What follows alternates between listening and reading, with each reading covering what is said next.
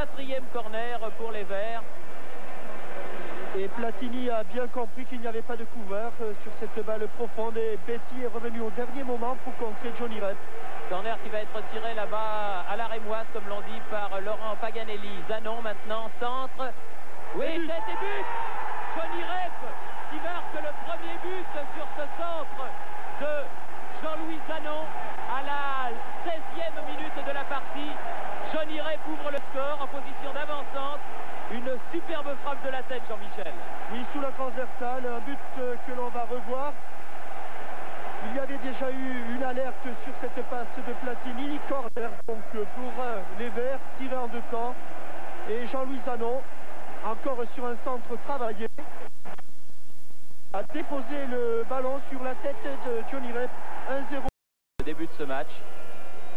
Un match très correct du reste et facile à arbitrer.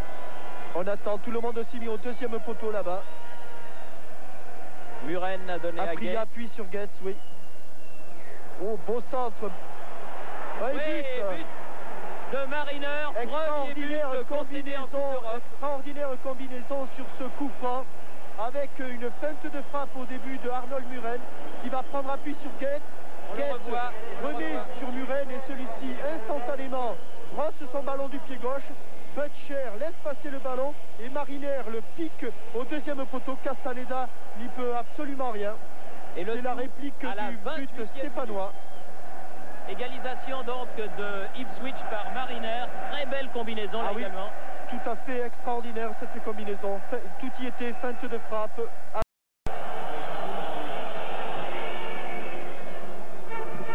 Mariner, Thyssen.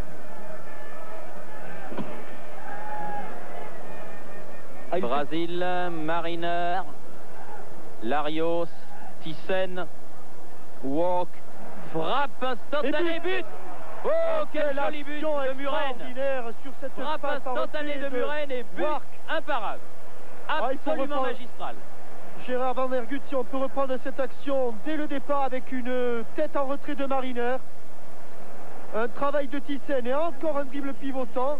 Mariner qui vient de donner un long ballon. Christian Lopez dégage, mais Thyssen le remet dans le paquet et John Wark de l'intérieur du pied le remet en retrait pour Arnold Muren qui du pied gauche va trouver l'intérieur du poteau gauche de Jean Castaneda qui ne peut même pas plonger. Intérieur du poteau puis but. 2-1. Le silence Lyon de Zurich. Tout se jouera donc au Stade Bonal dans 15 jours et c'est un très bon résultat pour les hommes de Renéos. Alors que ça ne s'arrange pas ici à Geoffroy Guichard et que les Bleus ont mis leur emprise sur le match avec ici un troisième but Mariner de Paul Mariner comme à la parade. Mais où est donc le marquage dans tout ça?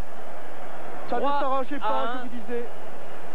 Alors et sur ce centre de Alan Brazil, Paul Mariner va laisser passer le ballon une première fois ici et c'est Butcher du pied gauche qui, de demi-volée, oblige Castaneda à repousser du pied.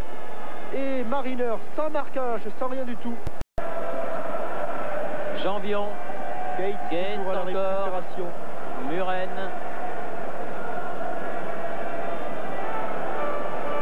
Mariner. Tout semble facile à ce Butcher. Attention, ça va très haut.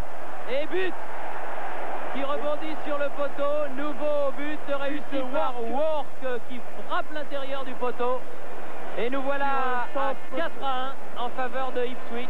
Sur un centre de Terry Butcher, encore une fois. Centre travaillé, très très haut. Et Work, au point de pénalty, monte au-dessus de Lopez. Le ballon touche l'intérieur du poteau gauche. Il est maudit ce poteau gauche. 4e but, 4-1. Je dirais presque que c'est la catastrophe ici à Geoffroy Guichard. Un an après la débâcle de